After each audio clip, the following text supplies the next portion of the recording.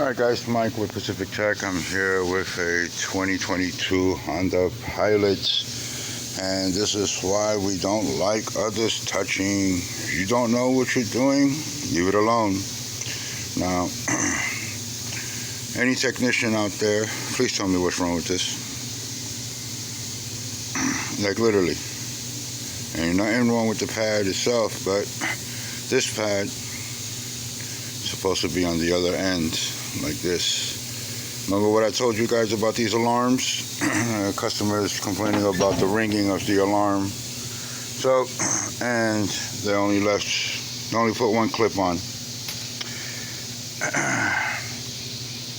Always remember to do things properly. Don't do things the bad way.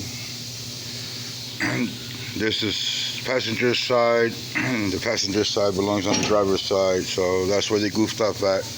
Now this is why we get paid the big bucks and the other ones get the small time. Nickel and dimes. Anyway, this is Mike with Pacific Tech. Leave a comment down below. Again, 22 Honda Pilot. 17mm nuts, 12mm nuts in the back.